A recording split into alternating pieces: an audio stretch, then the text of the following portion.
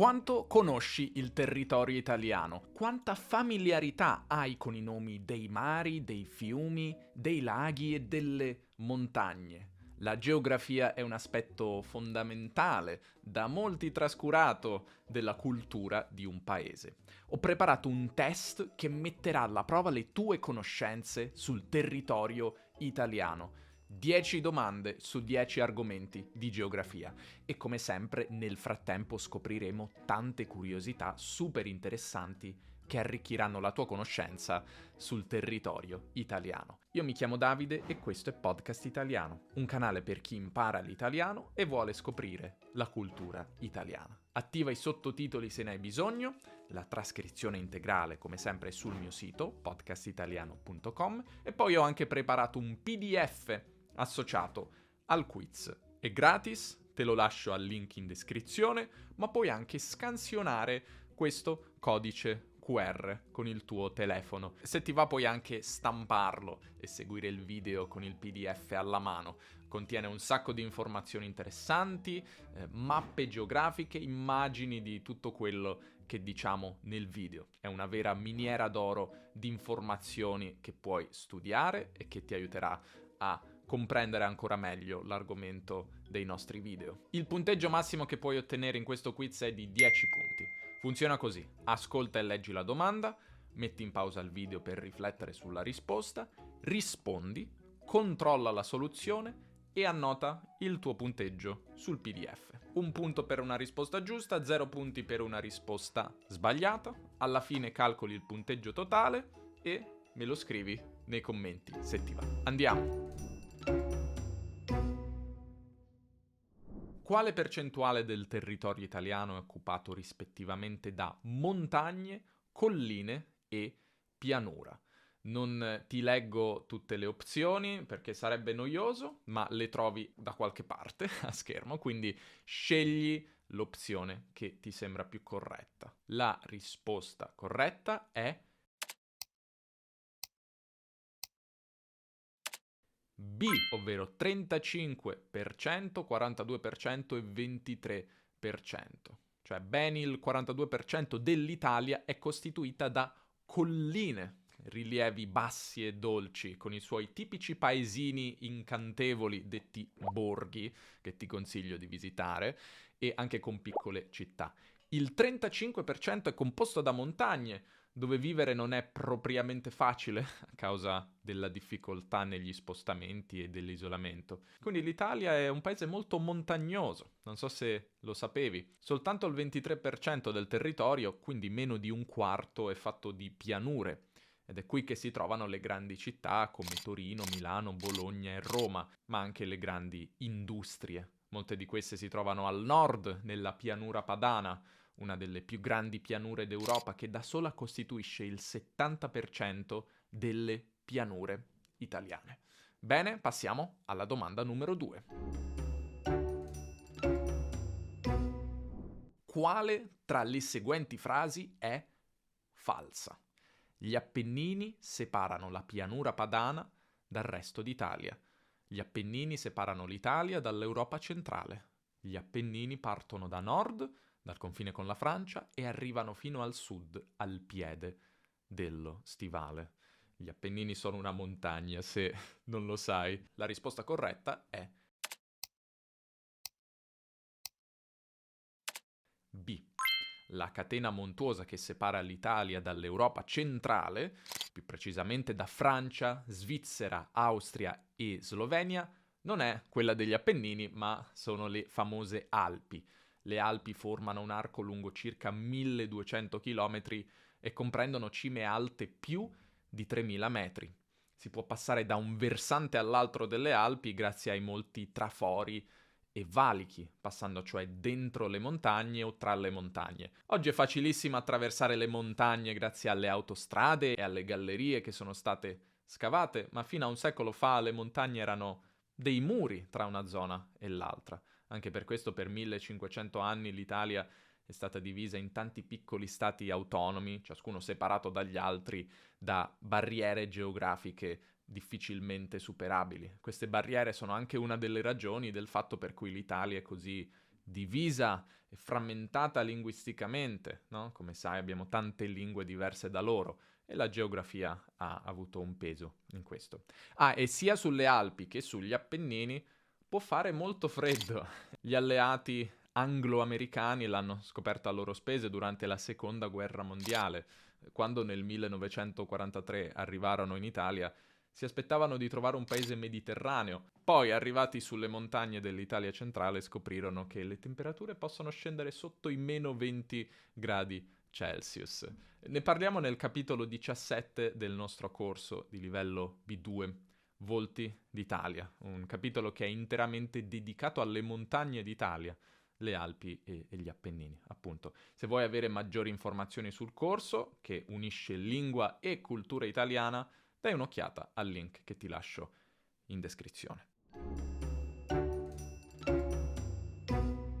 Il Mar Adriatico, il Mar Tirreno, il Mar Ionio e il Mar Ligure, che bagnano la penisola italiana, si trovano rispettivamente a ovest, est, sud, nord, ovest, est, nord, sud, est, ovest, nord, sud o est, ovest, sud, nord. Metti in pausa, pensaci un attimo e poi rispondi.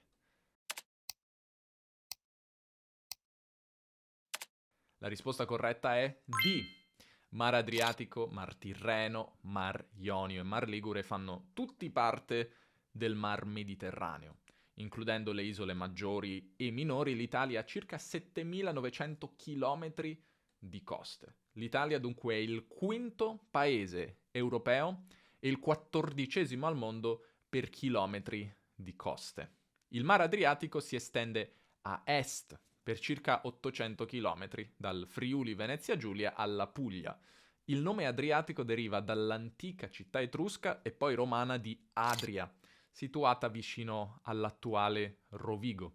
In origine il nome Mare Adriaticum, cioè mare di Adria, indicava solo la parte settentrionale del mare. Col tempo è passato a indicare tutto il bacino, da nord a sud. Il Mar Tirreno si estende invece a ovest, per circa 1000 km, dalla Toscana alla Sicilia.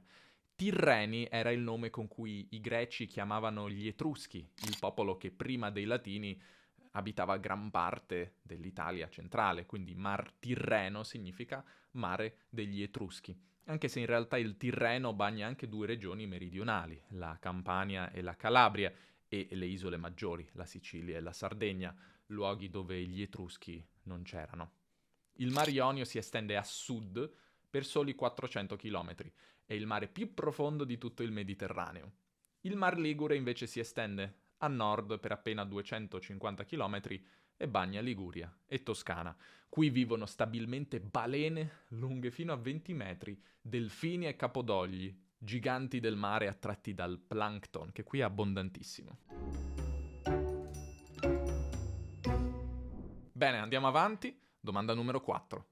Quale mare corrisponde a questa descrizione? Coste alte, con forti correnti marine che portano via la sabbia, che rimane solo nelle piccole baie protette. In molti casi le montagne entrano direttamente nel mare, lasciando pochissimo spazio per gli insediamenti. Ti do due opzioni: A. Tirreno e B. Adriatico. La risposta è A. Tirreno. La descrizione si riferisce al Mar Tirreno, a ovest.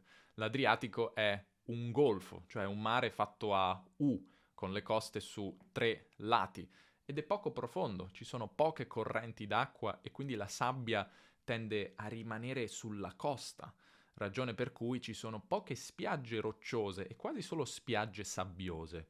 Quindi se sei un amante delle spiagge lunghe e sabbiose devi orientarti verso l'Adriatico, mentre se preferisci le coste e i fondali rocciosi, il Tirreno è la scelta migliore. Questo è il mio consiglio di viaggio per te. Andiamo avanti, domanda 5. Il fiume più lungo d'Italia è A. l'Adige, B. l'Arno, C. il Po. Questa forse è un po' più difficile perché i fiumi italiani non sono così famosi, fuori dall'Italia almeno, ma la risposta è C. Il fiume Po, che è lungo circa 652 km, nasce nelle Alpi occidentali, nel mio Piemonte, la mia regione, a circa 2020 metri di altitudine e sfocia nel Mar Adriatico dopo aver attraversato ben 4 regioni: Piemonte, Lombardia, Emilia-Romagna e Veneto. A circa 30 km dal mare il fiume Po si divide in tanti rami, tra cui si creano strisce di terra e isolotti. Questo tipo di foce, dove sfocia il fiume, cioè il punto in cui il fiume si mette nel mare, si chiama foce a delta. Il delta del Po si estende a est della regione Emilia-Romagna e a sud del Veneto. Sono posti molto belli, ti consiglio di visitarli se hai modo di andare da quelle parti. Il Po ha plasmato l'identità del nord Italia perché le sue acque hanno reso fertili le campagne, hanno favorito la nascita della civiltà contadina padana. L'aggettivo padano o padana deriva proprio dal Po, che in latino era padus. A proposito, la civiltà contadina padana è raccontata nella sua semplicità e nella sua poesia dal regista Ermanno Olmi, nel celebre film L'albero degli zoccoli. Te lo consiglio.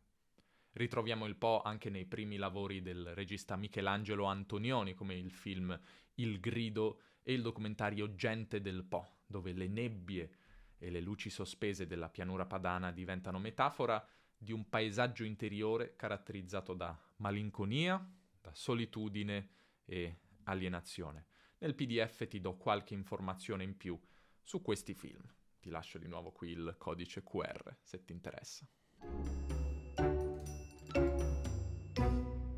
Domanda numero 6. Rimaniamo sui fiumi. I fiumi Po, Arno e Tevere attraversano rispettivamente le città di A. Firenze, Torino, Roma, B. Roma, Firenze, Torino, C. Torino, Firenze, Roma. La risposta è C. Anche se Torino, Firenze e Roma sono solo le principali città attraversate rispettivamente dai fiumi Po, Arno e Tevere. Il Po, ad esempio, oltre a Torino, attraversa molte altre città, tra cui Cremona, Piacenza e Ferrara, per citare le più note che ti consiglio di visitare perché hanno tutte qualcosa di interessante.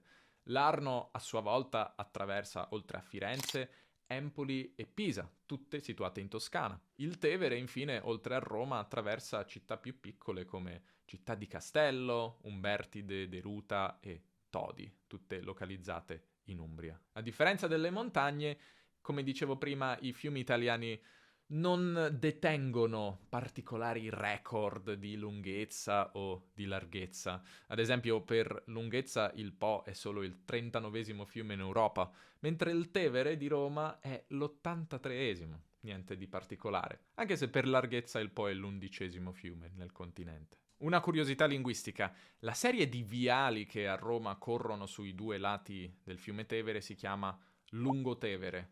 Ogni tratto del Lungotevere ha un nome diverso, spesso dedicato a personaggi famosi o quartieri.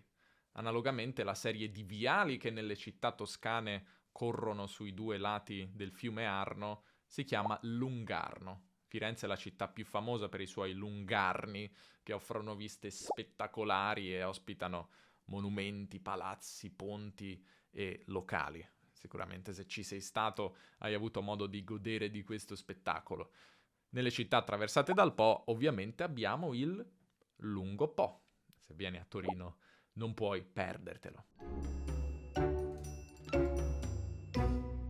Domanda 7. La percentuale del suolo italiano ricoperta da foreste e boschi è pari al A. 37%, B. 23%, C. 45%. Quanti boschi ci sono in Italia? Pensaci. La risposta è A, 37%. Foreste e boschi coprono il 37% del suolo italiano, più di un terzo. Sono concentrati sulle Alpi e sugli Appennini, quindi in montagna. Certo, un tempo le foreste erano molto più estese di oggi. L'impatto umano nel corso dei secoli, da questo punto di vista, è stato enorme. La pianura padana, ricordi Padana da Po, ad esempio, un tempo era ricoperta da vaste foreste ed è stata quasi interamente disboscata, a vantaggio prima dell'agricoltura e poi anche dell'industria.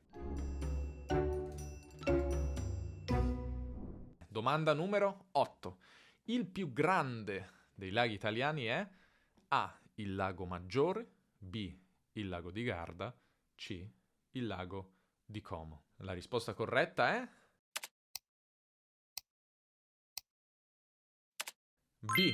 Lago di Garda. Forse hai detto lago di Como, perché credo sia più famoso il lago di Como all'estero, ma il più grande è il lago di Garda. E ti voglio dare una curiosità sul lago di Garda, perché sulle sue rive, a Castelnuovo del Garda, si trova Gardaland, che è il parco divertimenti più famoso e più visitato d'Italia. È stato inaugurato nel 1975 ed è diventato una vera istituzione per generazioni di italiani.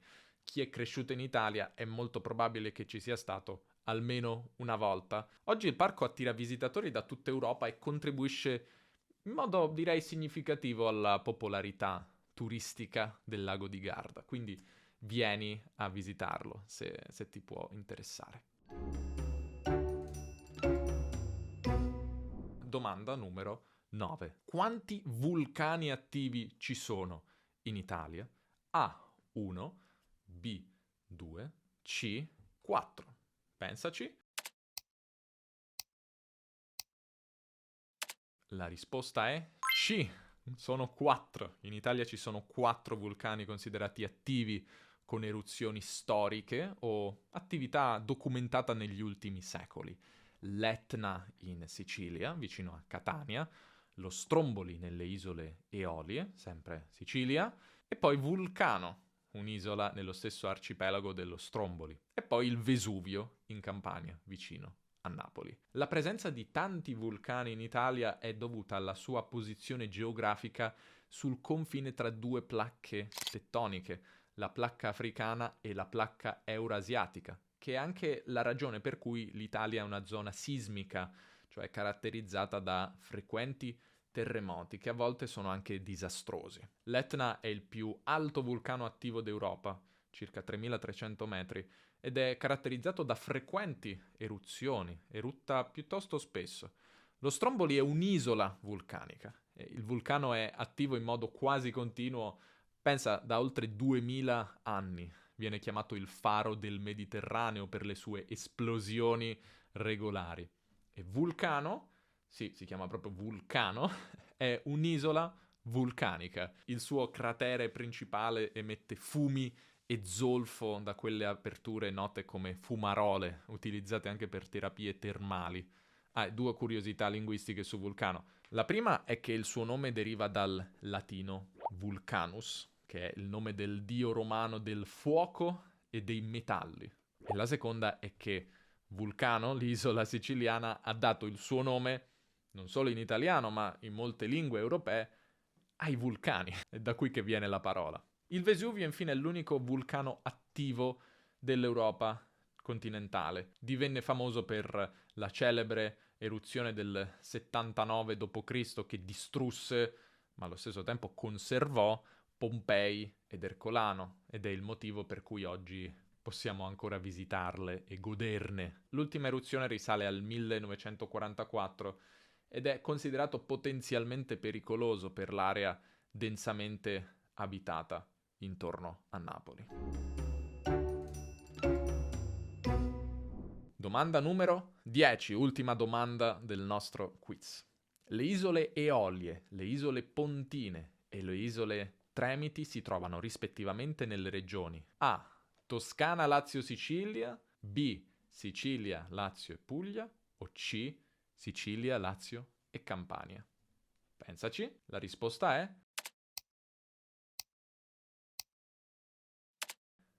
B. Sicilia, Lazio, Puglia. Ebbene sì, in Italia ci sono moltissime isole minori, oltre alla Sicilia e alla Sardegna. Queste isole formano arcipelaghi, molti dei quali appartengono alla Sicilia, dove ad esempio troviamo nel Mar Tirreno, oltre alle isole Eolie menzionate prima, anche le isole Egadi. Ah, una curiosità cinematografica. Il regista Nanni Moretti ha dedicato alle isole Eolie un episodio dolce e amaro del suo film Caro Diario del 1993. Anche la Toscana ha il suo arcipelago, chiamato appunto Arcipelago Toscano, di cui Elba e Giglio sono forse le isole più famose. L'isola d'Elba è nota per aver ospitato Napoleone Bonaparte durante il suo esilio nel 1814-1815, mentre l'isola del Giglio è diventata tristemente famosa per l'incidente, non so se ti ricordi, della nave da crociera, da Costa Concordia, nel 2012. Se ne è parlato in tutto il mondo. L'arcipelago delle isole Campane include mete del turismo internazionale, grazie alle spiagge e alle scogliere scenografiche come Capri, Ischia e Procida, di cui sicuramente hai già sentito parlare.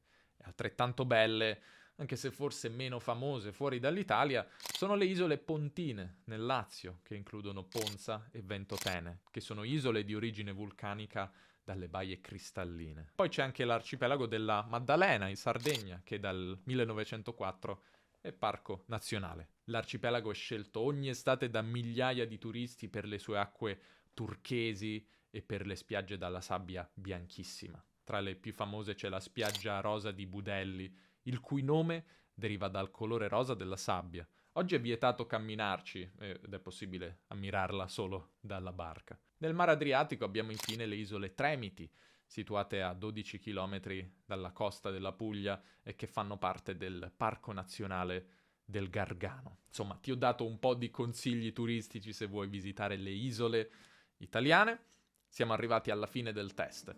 Se hai segnato il punteggio che hai ottenuto su ogni domanda e hai calcolato il tuo punteggio finale, scrivimelo in un commento, sono curioso. Se hai totalizzato 10 punti, significa che conosci bene il territorio italiano. Se hai ottenuto un risultato tra i 9 e i 6 punti, puoi migliorare ancora.